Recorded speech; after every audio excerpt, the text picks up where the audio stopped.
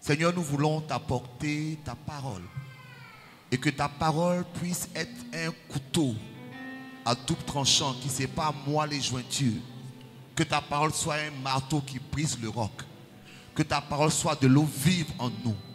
Restaure-nous totalement dans le nom de Jésus. Amen. Pendant avant de t'asseoir, demande à ton voisin, et si on aimait vraiment notre prochain?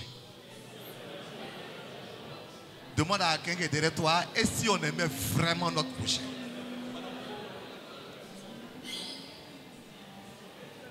Dimanche passé, je vous ai parlé, et si on aimait vraiment Dieu? Amen. Et si on aimait vraiment Dieu? C'était dimanche prochain. Dimanche passé, pardon. Et si on aimait vraiment Dieu? Et ce dimanche, c'est et si on aimait vraiment notre prochain? Vous savez, on a demandé au Seigneur Jésus de résumer la Bible. Et il a résumé la Bible en 2 phrases. Il dit, tu aimeras le Seigneur ton Dieu de tout ton cœur, de toute ton âme, de toute ta pensée et de toute ta force. Phrase numéro 1. Et phrase numéro 2, et tu aimeras ton prochain comme toi-même. Il dit, il n'y a pas d'autre commandement plus grand que cela. En d'autres termes, tout ce que tu peux ajouter ne peut pas être plus grand que ça. Ce qui est important, c'est aimer Dieu et aimer son prochain. Aimer Dieu, nous avons dimanche passé que l'amour pour Dieu a 4 dimensions. Ce n'est pas moi qui le dis, c'est le Seigneur. Il dit, nous aimons Dieu de tout notre cœur, dimension 1, de toute notre âme, dimension 2, de toutes nos pensées, ou bien notre pensée, c'est comme vous voulez, dimension 3, et de toute notre force, dimension 4. Et nous avons résumé ça en 4 P. Si tu aimes Dieu, c'est que cela impacte tes priorités. Dis avec moi priorité. Parce que le mot cœur fait référence à ce qui te plaît. Si tu aimes Dieu de tout ton cœur, c'est que ce sont les choses de Dieu qui te plaisent. En d'autres termes, les choses de Dieu deviennent ta priorité. On peut savoir si tu aimes Dieu en regardant tes priorités. Si toutes les autres choses ont plus d'importance que les choses de Dieu, alors Dieu n'est pas ta priorité. Et tu ne peux pas dire que tu aimes Dieu de tout ton cœur. Est-ce qu'on est ensemble? Donc nous aimons Dieu par rapport à nos priorités. Ensuite, nous aimons Dieu de toute notre âme. Comme on dit en grec, le psyché. On a un psychologue avec nous ici. Donc le psyché parle de notre personnalité. En d'autres termes, notre personnalité doit traduire l'amour que nous avons pour Dieu. On ne peut pas être chrétien, on dit on aime Dieu et puis on ne change pas. Et puis notre façon d'être, notre façon de nous comporter, notre façon d'agir ne reflète pas cet amour pour Dieu. Est-ce que je parle à quelqu'un? Ensuite, nous avons demandé d'aimer Dieu de toutes nos pensées. Et j'appelle ça le paradigme. Tu vois, paradigme. C'est-à-dire le cadre avec lequel nous réfléchissons. Le cadre avec lequel nous analysons les choses. Quand nous aimons Dieu, ce cadre-là est complètement transformé par notre amour pour Dieu. On n'analyse plus les choses selon notre intelligence, ni même selon nos traditions, ni même selon la société, mais on analyse selon Dieu. Vous savez, il y a beaucoup de choses, quand j'analyse, je dis, mais ça, c'est pas juste. Selon moi, vous comprenez? Mais des fois, Dieu dit, c'est comme ça, ça marche. Dis Amen. Qui est comme ça? Des fois, tu dis, ça, c'est pas normal. On dit, si on te gifle sur la joue droite, dans la joue gauche. Moi, je dis, mais pourquoi? Si tu me gifles sur la joue droite, je te gifle sur la joue gauche. Parce que si je ne fais pas ça, tu vas me gifler après. Amen. Si je ne te gifle pas, mais il faut que je dépasse ma compréhension pour entrer dans la compréhension de Dieu. Et vous savez, c'est pour ça qu'un homme qui aime Dieu, au fur et à mesure, tu t'aperçois que sa façon de réfléchir est changée. Mais quand sa façon de raisonner, quelqu'un réfléchit de la même manière, son amour pour Dieu est en danger. Ensuite, il dit de toute ta force. Et j'appelle ça le potentiel. C'est-à-dire, qu'est-ce que tu es capable de faire? Il faut que ce que tu es capable de faire se traduise dans ton amour pour Dieu. Si tu es capable de donner l'argent, donne l'argent pour Dieu. Si tu peux servir, sers Dieu. Dieu regarde ces 4 choses-là. Est-ce qu'on est ensemble? Nos priorités, on dit priorité ensemble. Priorité. Notre personnalité, on dit personnalité ensemble. Notre personnalité. Notre paradigme. Et notre potentiel. Mais aujourd'hui, je veux parler de l'amour pour notre prochain. Parce que dans le même Marc 12, verset 31, voici ce que la Bible dit. Tu aimeras ton prochain comme toi-même. Ça,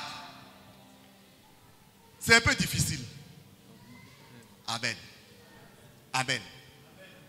C'est tellement difficile que quand il a posé, parce qu'il discutait avec le docteur de la loi, qu'il a dit à ce docteur de la loi, tu aimeras ton prochain comme toi-même.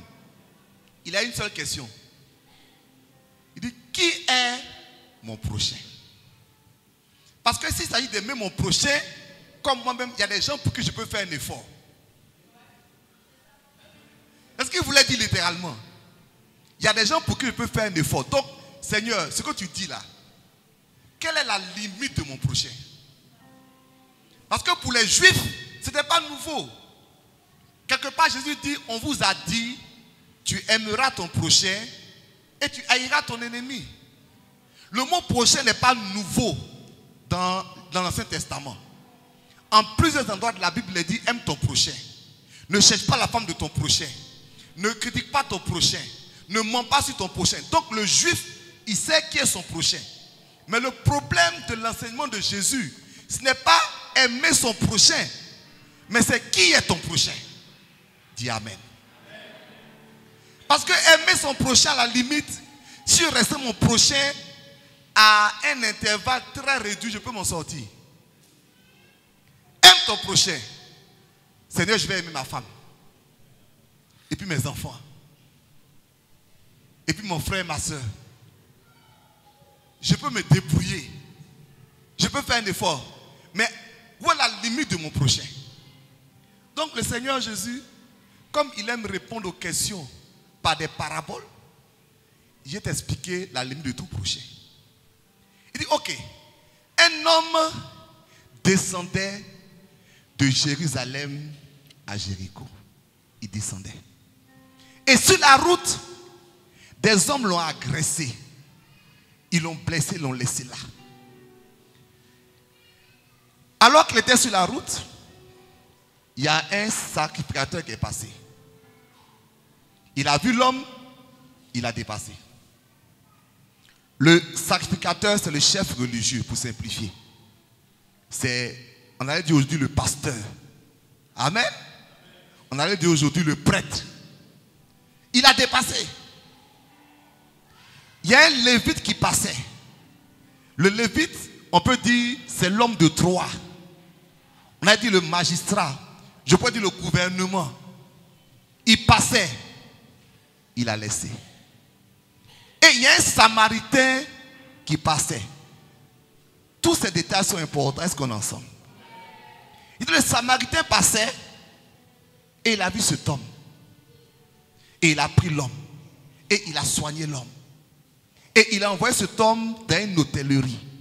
Il a déposé chez le maître d'hôtel. Il dit, prends soin de lui. Même si tu dépenses de l'argent, je vais te rembourser quand je vais venir. Et maintenant, il pose la question au docteur de la loi. Il dit, à ton avis, qui a une relation de prochain avec le gars qui est blessé? Jésus répond, du moins le docteur de la loi répond, mais c'est le Samaritain. Il dit, va et fais de même. Qu'est-ce que Jésus lui dit? Des fois, ton prochain, ce n'est pas forcément l'homme ou la femme que tu veux. Dis Amen. Des fois, ton prochain, c'est l'homme ou la femme qui est dans le besoin que Dieu met dans ta proximité. Tu peux le dépasser pour beaucoup de raisons. Tu peux le dépasser pour des raisons raciales ou ethniques. Pourquoi Jésus a choisi un Samaritain? Parce que les Samaritains ne parlaient pas avec les Juifs. En fait, il était même interdit pour les Juifs d'asseoir chez un Samaritain. Vous voyez, c'est pourquoi quand Jésus parlait à la femme samaritaine, ses disciples étaient choqués. Comment toi tu parles avec une Samaritaine? Et la femme était étonnée, elle dit, mais pourquoi tu me parles? Donc quand un Samaritain voit un Juif, normalement, il doit le dépasser. Ton prochain, des fois, il n'est pas de ton ethnie, il n'est pas de ta classe, il n'est pas de ton milieu social. Il est différent de ce que tu penses être et ce que tu voudrais être. Je n'entends pas beaucoup de amen, mais c'est la vérité. Et tu peux le dépasser. C'est pas ton prochain. Le mot prochain, le mot prochain vient du mot proximité. Ça veut dire à côté de toi. Donc à côté de toi, tu as ta femme, tu as tes enfants, tu as tes amis, tout ça. Mais Dieu place des gens à côté de toi. Je pensais à quelque chose. Je dis, même ton ennemi est ton prochain. Ouais. Parce que Dieu l'a mis à côté de toi. Prochain, c'est-à-dire à côté de toi. Même ton ennemi est ton prochain. Parce que Dieu l'a mis à côté de toi. Donc la personne que tu as mis à côté de toi là, c'est lui ton prochain. Et c'était difficile pour cet homme là. Il dit ok. Donc non seulement c'est un Samaritain. Donc mon prochain est différent de moi ethniquement, culturellement, socialement. Enfin il peut être. Mais en plus, il peut être différent de moi religieusement. Parce que pourquoi est-ce que le sacrificateur a dépassé? Parce que lui n'est pas supposé se coller avec ce nombre de personnes. C'est un sacrificateur. Donc ton prochain peut être un musulman.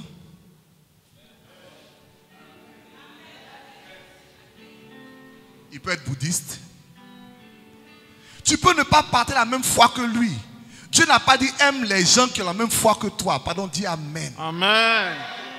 Je vais te choquer, ton prochain peut être sorcier. Pasteur, tu veux dire quoi? Donc, le sacrificateur dépasse parce qu'il se dit, lui là, c'est pas mon prochain. Moi aussi, sacrificateur, lui, il fait quoi?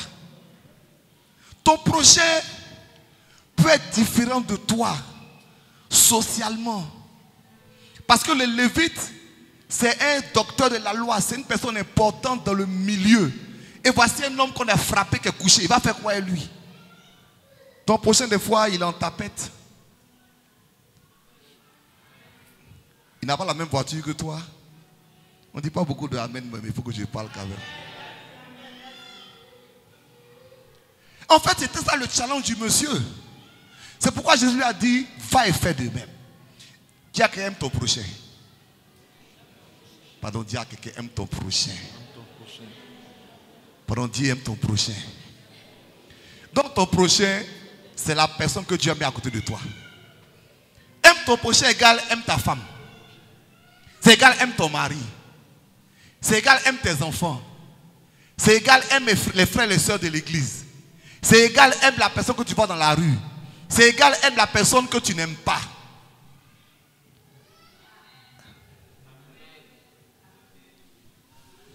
Je sais que c'est un challenge.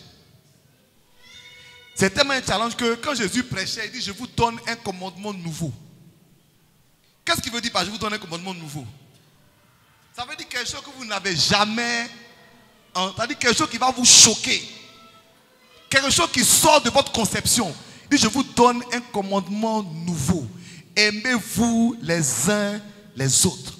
Il dit, c'est alors que le monde entier saura que vous êtes mes disciples. Église. Le roc a de toutes les églises. Est-ce que nous montrons au monde que nous sommes les disciples de Jésus en manifestant l'amour?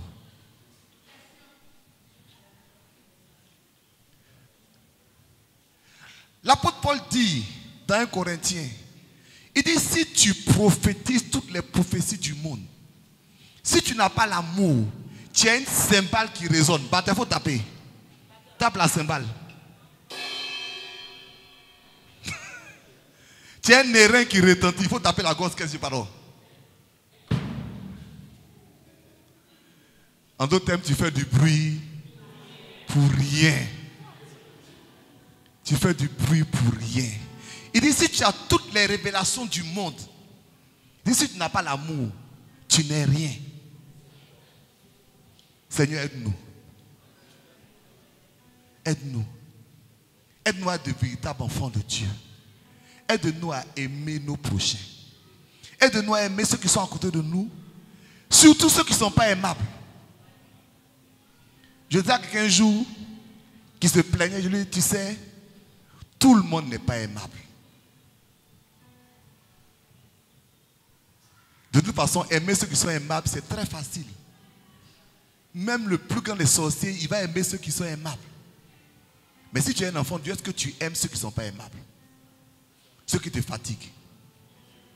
Ceux que tu aimerais voir disparaître de la planète. Si il n'était plus là, vraiment, il serait bien. Je n'entends pas beaucoup de amen, mais ce n'est pas grave. Dis avec moi, aime ton prochain. Aime celui que Dieu a mis dans tes circonstances. Aime celui ou celle que tu rencontres tous les jours. À l'école, au travail, à l'église, dans ton quartier, dans ta famille. Il y a quelqu'un qui va toujours t'embêter, mais bon, débrouille-toi pour l'aimer. Bon, j'entends pas beaucoup de amen. Ce matin, je vais vous parler, je ne sais pas si je pourrais terminer, mais j'aimerais introduire les trois, j'appelle ça les 3 A de l'amour pour son prochain. Les 3 A, dis avec moi 3 A. Pour l'amour pour son prochain. D'accord. Quand on aime notre prochain, on le montre par notre attitude. Premier A, c'est, dis avec moi attitude. Deuxième A, quand on aime notre prochain, on le montre par notre action. Dis action. Troisièmement, quand on aime notre prochain, on le montre par notre apport. Dis apport. C'est ce qu'on apporte dans sa vie. Regardez le bon samaritain. Il a aimé son prochain. La Bible dit que pendant que tout le monde l'a dépassé, il a été ému de compassion. Donc, il a déjà eu une attitude favorable avec son prochain. Et regardez, en temps normal, moi, vous allez dépasser ce gars. Je me confesse. Parce que tu es en train de marcher dans une rue déserte. Tu vois un gars bizarre qui est couché sur le bas-côté. Quelle est ta première réflexion? Attends, fuis. Aïe! J'ai un ami qui disait, une nuit, il revenait en marchant, il faisait nuit, il n'y avait personne. Donc il a vu un gars devant lui. Il s'est dit, attends, il a rattrapé le gars, on va marcher ensemble. Donc lui, il accélère pour rattraper le gars, accélère. Un moment, il dit, bon, j'ai essayé de courir, qu'il a fait ça là. Yeah. Le gars s'est cherché en même temps.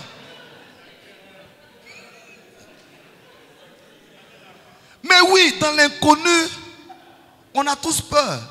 La réaction normale, c'était de se retirer. Mais cet homme, il avait une attitude particulière qui a fait qu'il était ému de compassion. Je vais vous parler de l'attitude de l'amour. Il y a une attitude qui montre que tu aimes. Ce n'est pas facile, mais la Bible nous explique. La deuxième des choses, c'est que l'amour est une action. C'est qu'il n'a pas été seulement ému de compassion. C'est qu'il a pris le gars, il a nettoyé, il a soigné. Il a fait ce qu'il pouvait faire pour le gars. Troisièmement, l'amour est un apport parce qu'il ne s'est pas arrêté à l'action. Il a pensé à l'avenir, au devenir du monsieur. Pourquoi? Il a d'abord dit, prends soin de lui, quand je reviendrai. Donc ce n'est plus l'acte là qui l'intéressait, c'est le futur. Quand tu aimes quelqu'un, tu es intéressé de son devenir.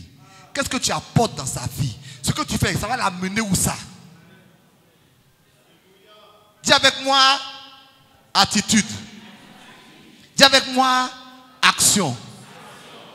Dis avec moi, apport. Bon, l'amour, c'est une attitude. Attitude de l'amour. Qui va lire 1 Corinthiens 13, verset 4? On va lire parole de vie, c'est-à-dire français courant. Quelle est l'attitude de l'amour? Si tu n'as pas français courant, moi j'ai lu. Parole de vie, oui. Oui. Oui. On va s'arrêter là. On va faire pas à pas. papa, tu peux t'asseoir. L'amour est... Un pasteur prêchait un jour, disait que il y a une différence entre la patience et la persévérance. La persévérance, c'est la capacité à traverser ou à gérer des situations difficiles. Mais la patience, c'est la capacité à gérer des gens difficiles. La persévérance, c'est la capacité à traverser ou à gérer des situations difficiles. Mais la patience, c'est la capacité à gérer des gens difficiles. C'est l'amour qui te permet de gérer les gens difficiles. Il faut dire Amen. L'amour est patient. C'est ce qu'il fait là. J'ai envie de le prendre dans un coin. Et puis le gifler bien même. Mais l'amour est patient. Tu laisses tomber. Tu dis, j'accepte. Je vais avancer. C'est l'amour.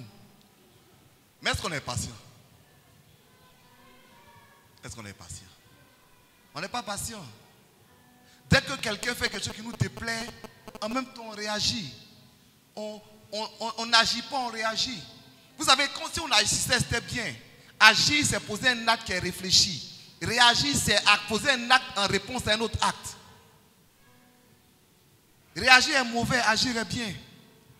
Est-ce que me fait comprendre même? Réagir va tout te détruire. Agir est bon. Sois patient. Dis à ton frère, sois patient. Sois patient avec ton frère. Et dis, il faut être patient. Sois patient avec ton frère. Sois patient avec ta soeur. Avec ta femme. Avec tes enfants. Avec ton mari. Merci. Sois patient. L'homme là, il est comme ça. Hein, c'est comme ça que tu fais. Sois patient. Ma soeur, sois patiente. Hein, je te regarde, il ne parle pas de toi. Hein. Ça te concerne. Sois patiente. L'amour est patient. Deuxièmement, l'amour est plein de bonté. C'est-à-dire l'amour cherche le bien de l'autre.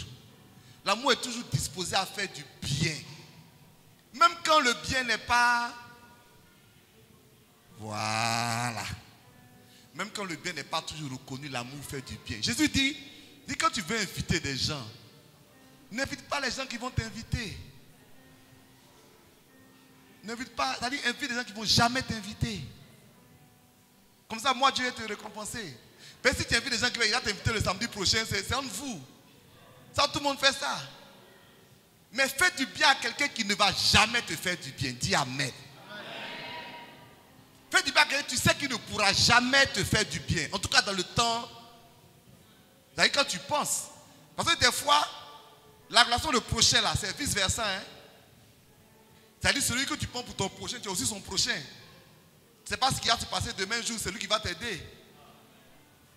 Alléluia. Alléluia. Vous connaissez la fable du lion et du rat. Le lion a laissé le rat un jour vivre. Et un jour, le lion était pris dans un filet de chasseurs. Et le rat est venu manger le filet pour le libérer. Qu'est-ce qu'un rat peut envoyer un lion? Rien. Mais un jour, un lion a fait du bien à un rat. Et le rat a fait du bien à un lion. Il y a un rat qui peut t'aider un jour. L'amour est plein de bonté. L'amour n'est pas envieux. Hein? Seigneur, il faut nous aider. L'envie nous détruit. L'envie nous détruit.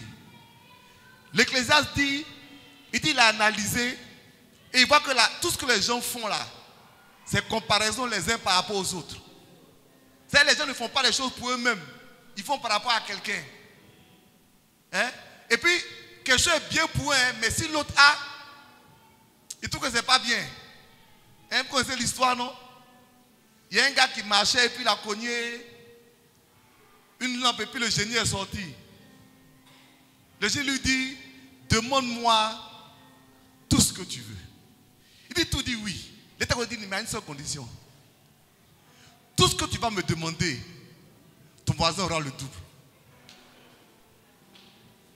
il a calculé, il dit bon.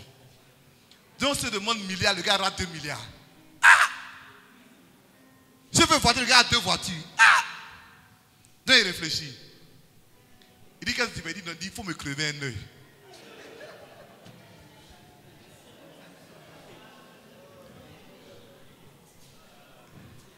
Comme ça, moi, je serais borgne.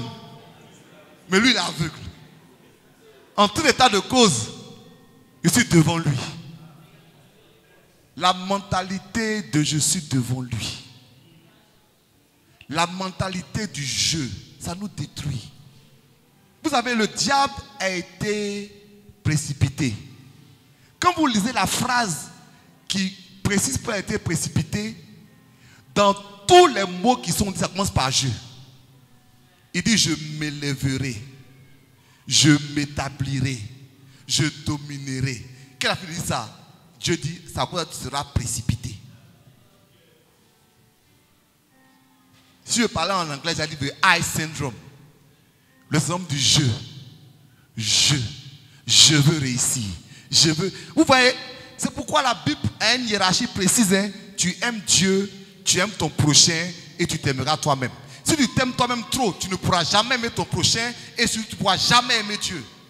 Parce que tu es le nombril du monde. Tu es l'alpha et l'oméga du monde. Tout ce que tu fais, c'est pour toi. Tout ce que tu fais, c'est pour être devant, pour qu'on te voie. Les autres ne sont pas importants. Tant que toi, tu es devant, tu es content. Seigneur, aide-nous. L'amour n'est pas envieux. Aujourd'hui, l'église, même les témoins sont devenus problématiques. Est-ce que je peux parler? Les gens peuvent même des grands témoignages. Mais quand tu viens dire, voilà ce que Dieu a fait pour moi, au lieu que les gens t'acclament, les gens commencent à t'envier, à te combattre, à penser mal de toi. Donc les gens qui ont un témoignage, ils gardent pour eux.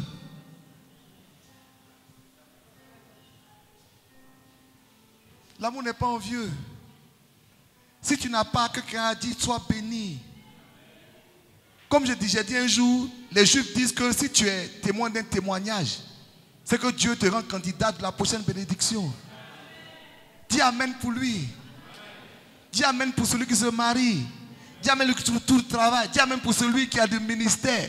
Vous savez, même dans l'église actuellement là, je causais des pasteurs la dernière fois. Et on disait, mais pourquoi est-ce que les pasteurs deviennent quelque chose d'autre? Parce qu'aujourd'hui, malheureusement, au lieu d'être concentré sur le ministère, on est sur des comparaisons. Qui est la plus grande église, etc. Ça, c'est un faux problème. Dis Amen. C'est un faux problème. L'église n'est pas une question de taille. C'est une question de vie. Que Dieu nous aide ce matin. L'amour n'est pas envieux. Dis à ton voisin, il ne faut pas m'envier, pardon. L'amour, c'est une attitude. Est-ce qu'on est ensemble? On dit l'amour ne se vante pas. Parce que quand Dieu fait, il fait tout un côté et puis l'autre. Il ne faut pas m'envier. Mais moi aussi, j'ai arrêté de me vanter. Ah, mais si je me vante trop, tu as fini par m'envier. Moi, j'ai ça. Moi, j'ai fait ça. Toi, tu as fait quoi? Moi aussi, comme ça. Moi, je sais ça. Je me vante. Je me présente. Je me produis.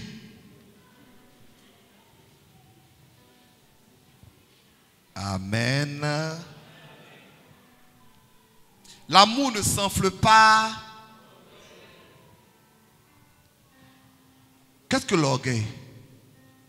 C'est le fait de se croire mieux que les autres. L'orgueil, ce n'est pas une chaussure, l'orgueil, ce n'est pas une voiture. L'orgueil, c'est le fait de se croire mieux que les autres.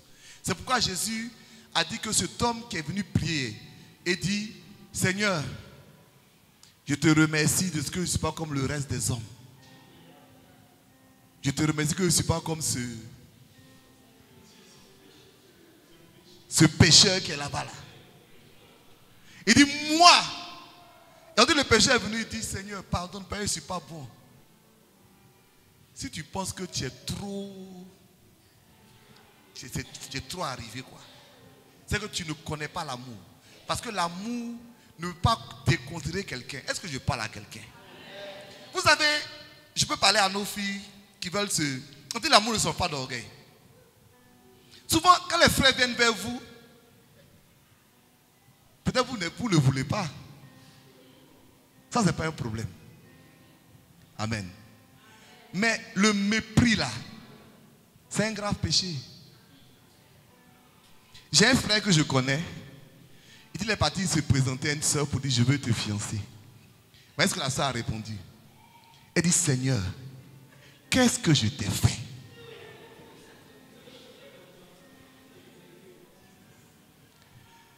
Le frère, il dit bon, je n'étais pas encore pasteur, j'étais tout jeune. Il dit Marc-Antoine. Et je me suis lavé jusqu'à. Je n'étais pas propre. Hein? Non, est-ce qu'elle m'a dit là? Et je me suis dit, mais si tu parles comme ça à un enfant de Dieu, quel autre enfant Dieu va te donner? Quand tu parles à quelqu'un, c'est pour ça même si tu es en position de leadership, tu as une servante chez toi à la maison, comment tu lui parles? Une servante, c'est un être humain. Tu lui parles n'importe comment. Et tu penses que tu vas te bénir. L'amour ne sent pas d'orgueil. Il n'y a pas de situation où l'amour croit qu'il est meilleur que l'autre. Donc quand l'amour voit le plus petit, il le considère. Pardon, écoutez-moi. Considérez les plus petits parmi vous. Et Dieu va te bénir. J'étais à IMIE. J'enseignais à IMIE. Et puis, il y a un frère qui m'a dit, moi, il ne savait pas où. Il m'a dit, Daddy, depuis que je suis avec toi, que j'enseigne, il y a quelque chose qui m'a frappé. Il dit, c'est quoi? Il dit, quand un de tes pasteurs t'appelle, même le plus petit, tu es allô, oui, pasteur, révérend, tout ça. Il dit, je t'ai jamais entendu dire quelque chose de... Alors mon petit, il a dit que, bien que tu sois leur leader, tu leur parles avec respect. Il dit, moi, ça m'a frappé. Il m'a dit, pour moi, je répondais au téléphone et moi, c'est pas comment m'observait. Alors je me suis dit, comment d'autres parlent aux gens qui sont en bas d'eux? Comment tu traites le plus petit? Est-ce qu'on est ensemble ce matin? Vous êtes très calme, hein? Je ne sais pas si je parle.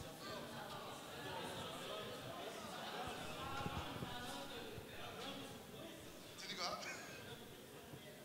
Je dis quoi? Je vous paie. Ah, est-ce que je vous paie?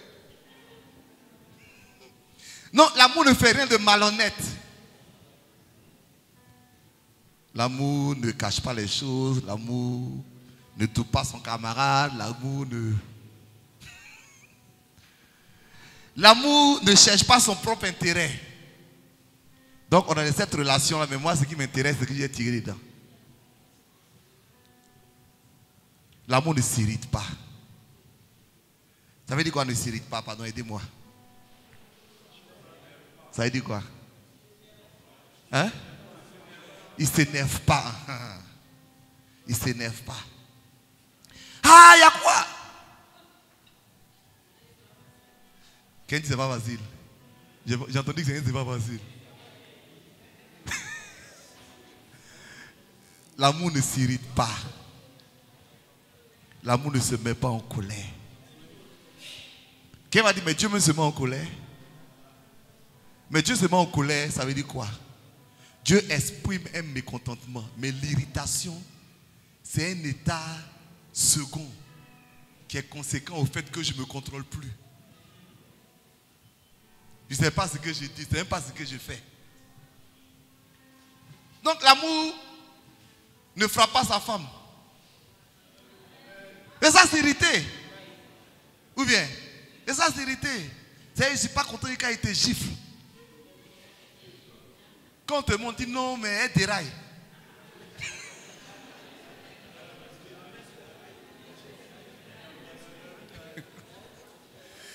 L'amour ne griffe pas son mari. Peut-être que tu peux le frapper, donc tu vas le griffer. L'amour ne casse pas les assiettes.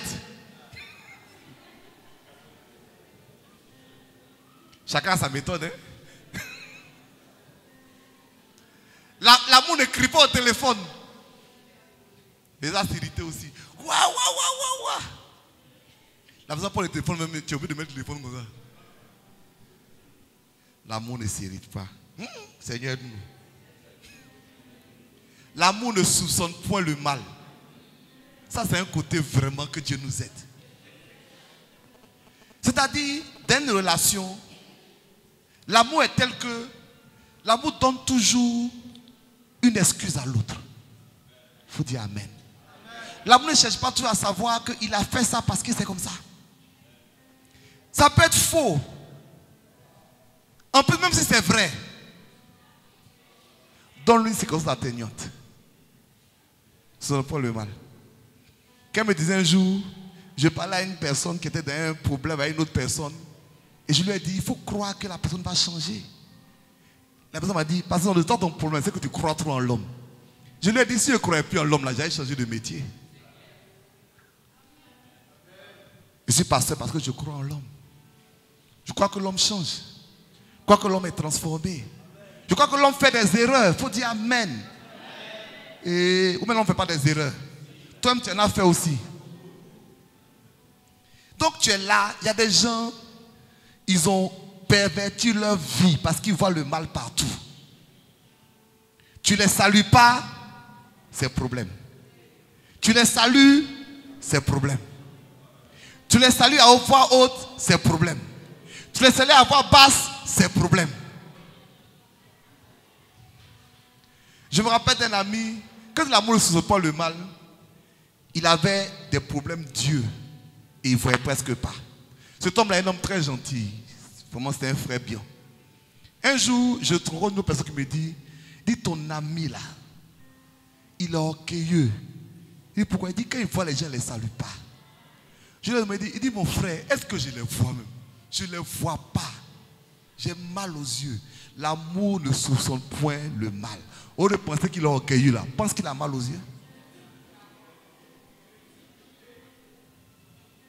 Peut-être si quelqu'un, vous savez, tu peux parler à quelqu'un un jour, et puis, moi ça m'est arrivé. Donc, moi je suis pasteur, je dis, pasteur, vraiment, pourquoi tu m'as parlé comme ça aujourd'hui? Mais est-ce qu'un être humain peut avoir la même humeur du 1er janvier au 31 décembre? Donc, tu es en train de me dire, est-ce que tu sais la nouvelle que je viens d'apprendre? Est-ce que tu sais dans quelle situation je suis? Donc, si je ne souris pas, sois intelligent envers moi. Dis Amen. Sois intelligent. Il faut penser que peut-être le pasteur est fatigué. Peut-être qu'aujourd'hui il n'est pas content. Peut-être qu'il n'a pas mangé sa bonne sauce aujourd'hui. Il y a trop de piment dans sa sauce, il est fâché, on ne sait jamais. Parce que je reviens à ce que Zabi a dit. Est-ce qu'on est ensemble ce matin? Dans ta relation avec quelqu'un, apprends le point soupçonner le mal. Apprends lui donner des circonstances atteignantes. Tu sais, il y a un cercle, je dis à quelqu'un un jour qu'il y a le cercle vicieux et puis le cercle vertueux dans une relation. Le cercle vicieux, c'est quand tu accuses, c'est-à-dire, j'appelle ça les prophéties autoréalisatrices. Je peux m'expliquer? Quand tu accuses quelqu'un de quelque chose qu'il n'a pas fait, je te promets, il va finir par le faire. Tu me suis, non? Tu es dans un couple, ton mari n'a rien fait. Mais toi, tu es convaincu qu'il t'a trompé. Tu es convaincu qu'il n'a rien fait. Tu fouilles son téléphone. Tu fouilles son ordinateur. Tu rappelles tous ses numéros. Tu le pisses partout. Il va te tromper un jour. Tu vas dire, je savais. Tu ne savais rien. C'est toi qui l'as envoyé dedans. Le cercle vicieux, c'est quand dans une relation, ce n'est pas même fraternel. Donc quoi, quand tu conseilles quelqu'un en train de faire du mal alors qu'il ne fait pas de mal, finalement la personne finit par faire ce que tu penses qu'il est en train de faire alors qu'il ne le fait pas. Dis Amen. Mais le cercle vertueux, c'est quand tu donnes à quelqu'un des pensées positives. Même s'il avait des pensées négatives, à cause du positif que tu donnes dans sa vie, il devient positif.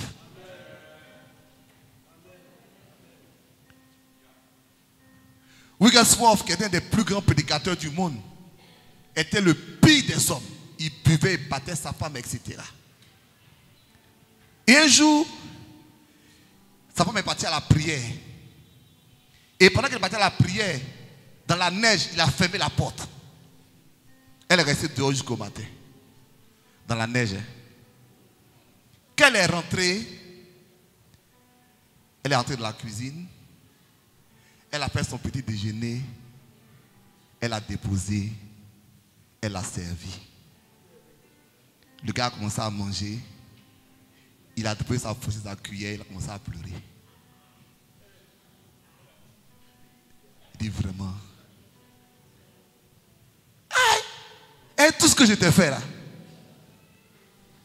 Il dit, je suis un homme mauvais, je suis méchant, ton amour m'a brisé. Est-ce que je peux suivre ton Jésus aujourd'hui? Il a donné sa vie au Seigneur ce jour-là. Il a commencé à prêcher très âgé, hein? Mais Dieu l'a utilisé pour faire des guérisons, des miracles extraordinaires. Mais c'est l'amour d'une femme qu'il a gagné. L'amour ne soupçonne point le mal. La Bible continue, on dit l'amour excuse tout.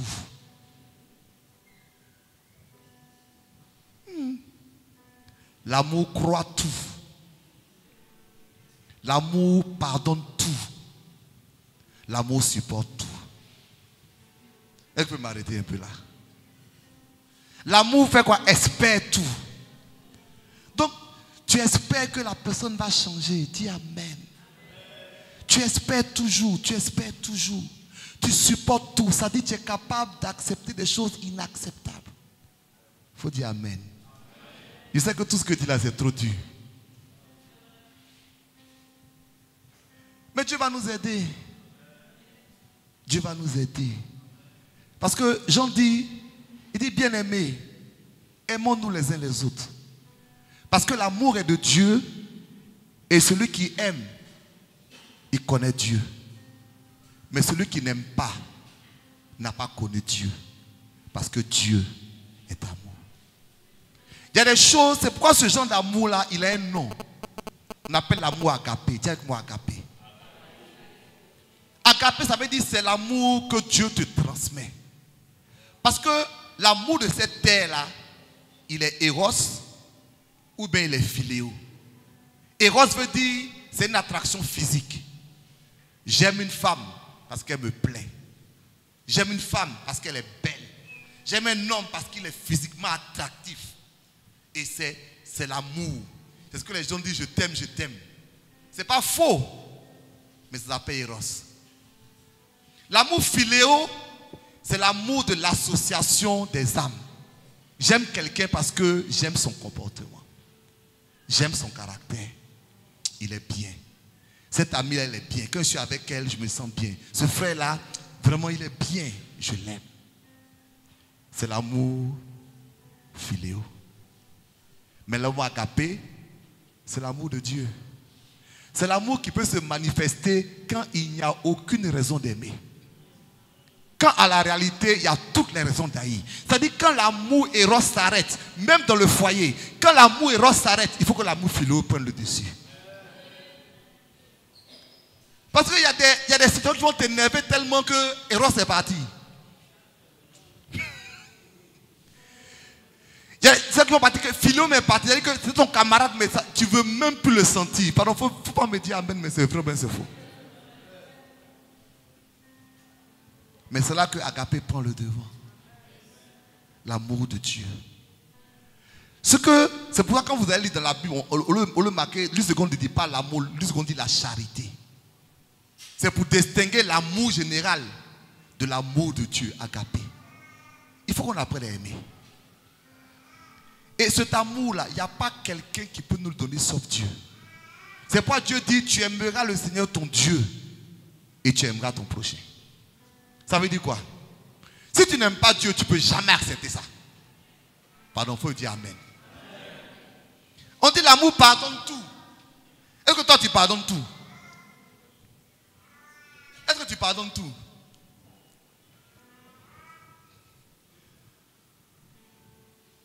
Je prie toujours le Seigneur pour que Dieu m'aide à pardonner toute blessure que j'ai reçue dans ma vie. Il faut dire amen.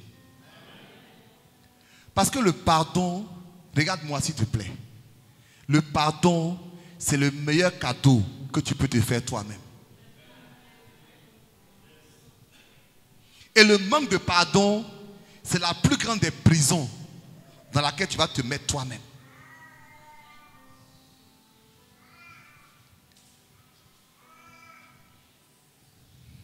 Le pardon libère. Mais ça ne libère pas celui à qui tu pardonnes, ça libère toi qui as pardonné. Parce que ça te fait sortir d'une prison. Quand tu as fait quelque chose, lui, il vit sa vie. Hein? C'est toi qui es troublé.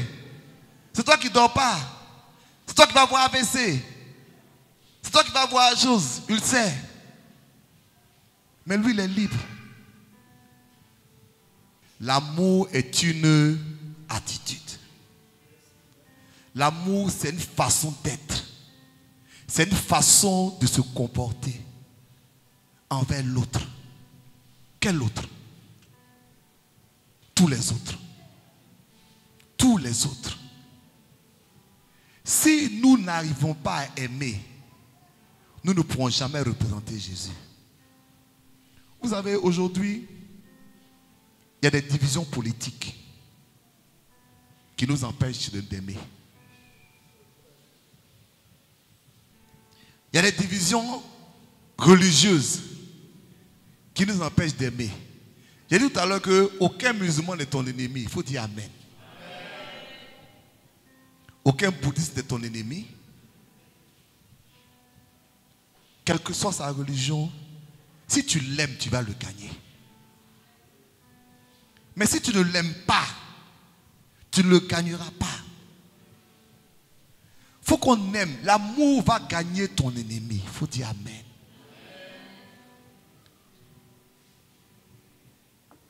J'aimerais terminer.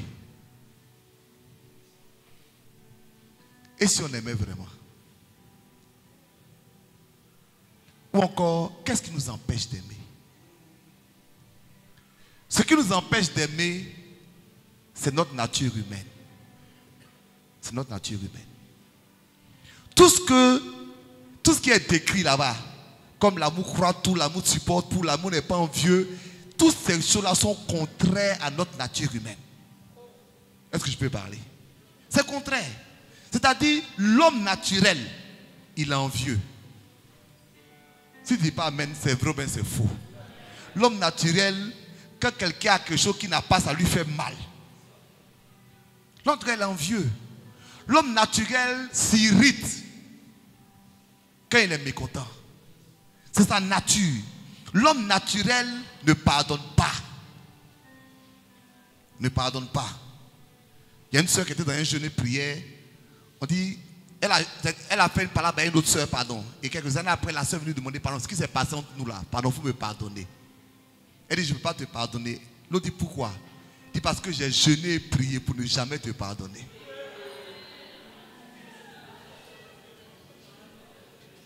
Donc tu t'es privé de nourriture, de boisson, mais tu n'as pas jeûné et prié. Vous voyez à quel point à quel point nous chérissons le fait de garder quelque chose contre quelqu'un. On le chérit. Moi je fais l'effort. Quand je vois que quelque chose m'a fait trop de mal, je commence à prier pour lui. Au début c'est dur, hein? Je suis un être humain. Notre chair, nous tous là. Il y a des choses qu'on ne supporte pas. Si écoute ma chair, elle dit qu'il est arrivé quelque chose de grave. Quand il quitte cette voiture, la voiture n'a qu'à le coder. Est-ce que ma chair me dit? Mais l'amour agapé en moi me dit, c'est pas bon. Est-ce que vous savez qu'il y a beaucoup de doctrines qui sont dans l'église aujourd'hui, qui sont contraires à l'amour? On les enseigne, on se promet, on pense que c'est normal. Il y a qui prêchent, il ne faut pas te promener à certain type de personnes si tu veux percer. C'est contraire à la parole de Dieu. Si tu es seulement avec les gens de ton niveau, ce n'est pas l'amour. Dis Amen. Si tu es boss, que tu te prends les boss seulement, ce n'est pas l'amour. Ça là, c'est à tout autre nom, mais ce n'est pas l'amour.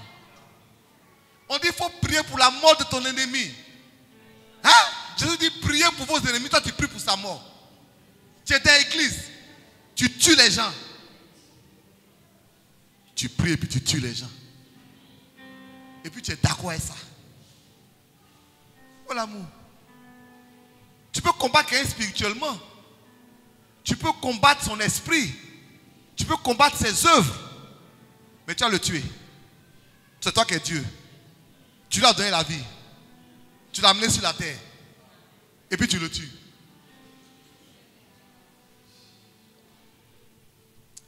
Vous savez, ce n'est pas tout ce qui marche qui est biblique. Hein? Ce n'est pas tout ce qui marche qui est biblique. Dieu a dit à Moïse, il dit il faut parler au rocher. Moïse a frappé le rocher. L'eau est sortie, c'est pas sorti. L'eau est sortie. Donc, humainement, on m'a dit, mais ça c'est super merveilleux. Quand il a fini, Dieu dit, tu ne vas pas rentrer. Peut-être tu n'as pas fait ce que je t'ai dit. Il y a des prières qu'on fait, peut-être elles sont efficaces, mais elles ne sont pas bibliques. Il y a des façons de réfléchir, peut-être c'est efficace, mais ce n'est pas biblique. Ce qui doit nous motiver, c'est l'amour.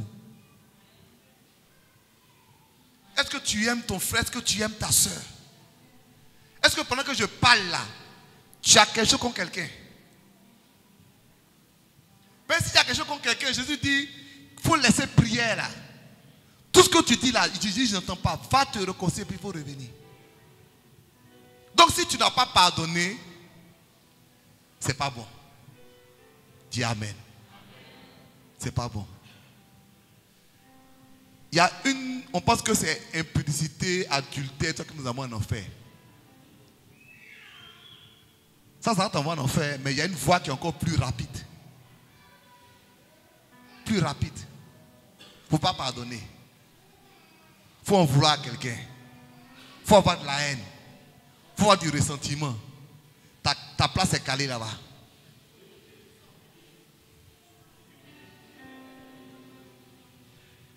Seigneur, aide-nous à aimer. Si on aimait vraiment les autres, que Dieu change notre attitude. Tout ce que Dieu nous demande est contraire à notre chair. Ça veut dire quoi? Que si on veut aimer, il faut qu'on apprenne à briser notre chair. Il faut qu'on apprenne. C'est pourquoi j'ai dit, j'ai voulu commencer par aimer Dieu. Mais si tu n'aimes pas Dieu, tout ce que je dis là, tu n'as pas fait l'effort. C'est trop difficile pour toi. C'est trop compliqué. Si tu n'aimes pas Dieu, si Dieu n'est pas ta priorité, tu n'as pas fait ça. Si tu n'as pas touché ta personnalité, tu n'as pas fait ça. Si ton paradigme, si ta façon de réfléchir n'a pas changé, tu ne peux jamais faire ça. C'est quand tout ça a changé que tu peux dire, je vais excuser tout. Je vais pardonner tout. Je vais être patient. Je vais chercher la bonté. Je vais espérer tout. Il va changer. Il m'a fait ça aujourd'hui, mais c'est pas grave. Demain, il va changer. Oh, Seigneur, merci parce que tu le fais changer. Tu ne dis pas, lui là, il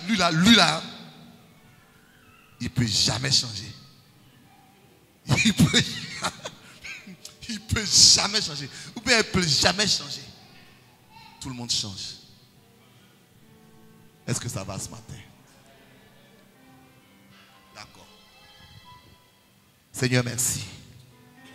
Est-ce que tu te tenir debout ce matin? Dis avec moi, Dieu change mon attitude.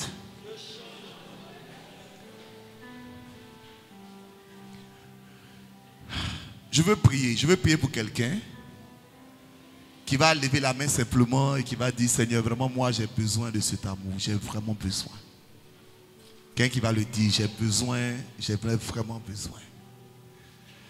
Sans toi, je ne pourrai jamais le manifester, j'ai tellement besoin de cet amour. Pour que ma vie aille de l'avant, j'ai tellement besoin de cet amour.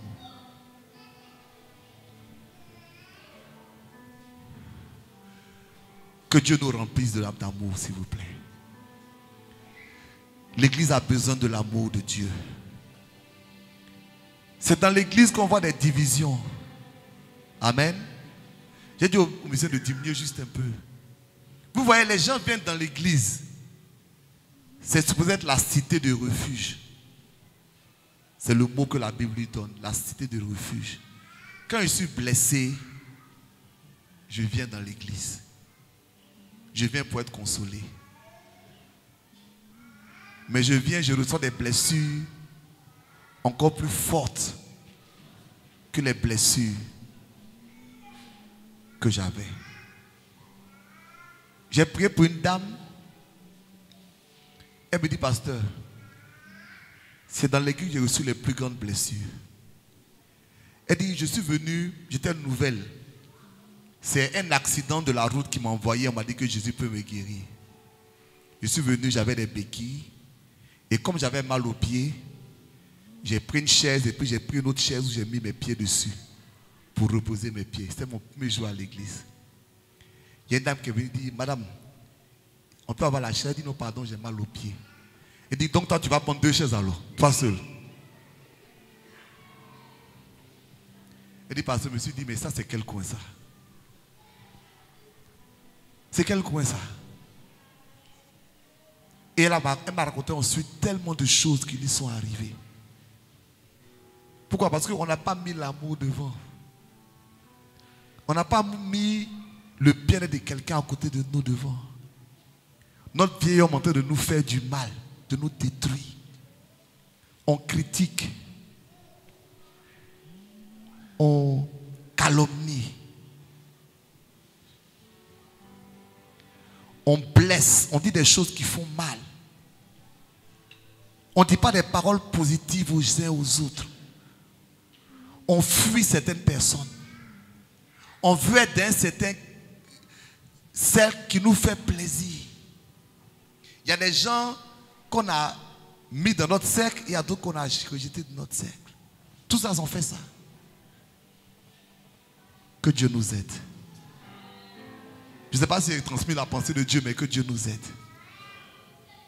Et si on aimait vraiment, lève la main, on va prier. Seigneur, donne-nous l'amour.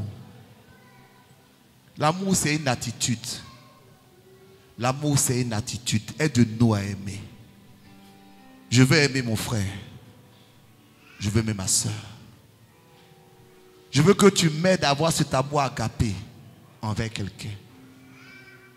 Si quelqu'un m'a blessé, je veux lui pardonner. Je veux l'excuser. Je veux croire en lui. Seigneur, si quelqu'un m'a fait du mal, je veux laisser tomber. Je veux croire et espérer. Apprends-moi à être patient avec les gens autour de moi. Apprends-moi à être patient. Apprends-moi à vouloir leur bien. Apprends-moi à ne pas me mettre en colère. Apprends-moi à aimer comme tu l'as dit. Merci Seigneur. Remplis-moi d'amour s'il te plaît. Remplis-moi d'amour dans le nom de Jésus. Amen. Sois béni. Sois béni.